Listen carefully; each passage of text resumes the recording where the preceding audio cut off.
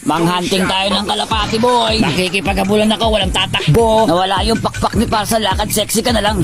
Hala, bastusan mo to, paring Robert. Bakit mo kinuha yung pakong ngayon, tatakbo-takbo ka? Grabe, wala yatang turok to, ah. Delikado to kapag nakagat ako. Laway na laway sila maghabol sa akin, boy. Magpaawat kayo, ah. Sige, tahol lang.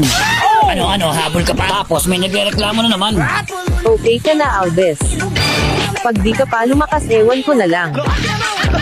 Meron na namang nauumay kasi kinukuha ko yung mga stock niya sa mid lane. Kaya nga dito, walang padal-padal sa akin. Gusto ko lang naman itry yung sinasabi mong lakas, di ba? At mukhang epektibo naman kasi nakapag-recall ako dito. Mukhang epektibo nga kasi unti-unti na nauubos yung mga kampi ko dito, boy. Grabe naman pala magwala si paring Robert. Teka, bebuelo lang ako. Atras ka lang, boy, atras. Okay, nakabawi na. Dalawa yung pinasar nila, boy, at papasok na ako dito. Pero pagpasok ko, may ulti pa para tong tank nila, boy. At yung apat kong kakampi ay wala na. Siyempre, at dahil ako lang yung nabuhay dito, didepensahan ko tong mid lane. Tapang-tapangan tayo kunwari dito, boy, para madepensahan to. Kaso, laway na laway sa akin tong Roger na to, boy. Gustong-gusto niya na ako patumbahin. Ay, hala siya. Ikaw yung tumumba. Paring Robert, mukhang nagkamali ka sa taong hinahabol mo, ah. Teka, babalikan ko lang yung kanto na hinabol mo ko. Titipihan lang kita sa mukha. Kapag hindi ka pa lumakas, ewan ko na lang. Try ko nga ulit, boy, kung papalag ba talaga uubra yung sinasabi mo. Hala, totoo nga, sobrang sakit ko dito. Pero ang dami nila, kaya recall tayo, boy.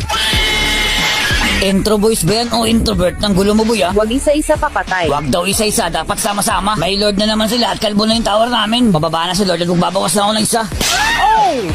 Aray mo pakak. Aray mo pakak talaga at dito seryoso na yung mga kalaban, boy, oh. Kala ko talaga papasok ka, atras naman pala. Pero seryoso ang sasakit nila, kaya dapat mag-recall na ako dito. Tower hug na naman kami dito, boy, kasi nakuha na naman ng Lord yung kalaban. Malaking partida raw kasi wala daw turok yung Robert nila. Nakesyo pag nakagat ka daw, malakas daw yung rabies. Oo nga, no, tanggal yung pangil. Luis ang kautok. Dalawang konya talaga yung boy na wala ka lang talaga sa uliro. Kagaya nito, lintik yung micro na ginawa sa akin ito, boy. Pagtapos mag-winter, nakapag-flicker, kaya tower na lang yung binasag ko dito. At hindi lang isang beses nangyari to, boy. Halos lahat naman ng gameplay ko nangyayari to. Kaya hindi na bago sa akin yung luman-luma na. Kitang-kita nyo naman, di ba? Nakapag-winter crown to, boy. Magaling, tapos biglang pasok si paring Robert dito. Hinahabol-habol niya ako, boy. Kakagat ka ba? Pas pagbibigyan kita. Ay hala, nawala, baka binira yarn. Kagaya nga ng sinasabi ko, kapag may alus talaga, kung hindi winter crown, nakawin dyan, boy.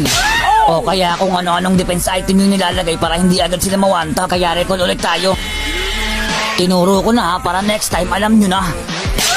Sobrang sakit nila, boy. Nagkakapalitan sila ng mga skill dito para patumbahin ako. Tingnan nyo naman yung score ko, boy. Ganyan ang palumpalo. 2 digits lahat, boy. At ito na nga, sinusubukan na nga ng mga kampi ko na basagan yung tower dito, boy. Pero pinipilit pa rin talaga ng mga kalaban namin dito na depensahan yung tower na para hindi pa rin magtapos yung laban. At pinipilit pa rin talaga ni parang Roger na ipagtanggol yung tower nila, boy. Kagatin mo na kagatin lahat para magkaroon ng tetano yan, boy. At sa kasamaang palad, hindi na pinalag si parang Robert, boy. At tumumba na siya rito.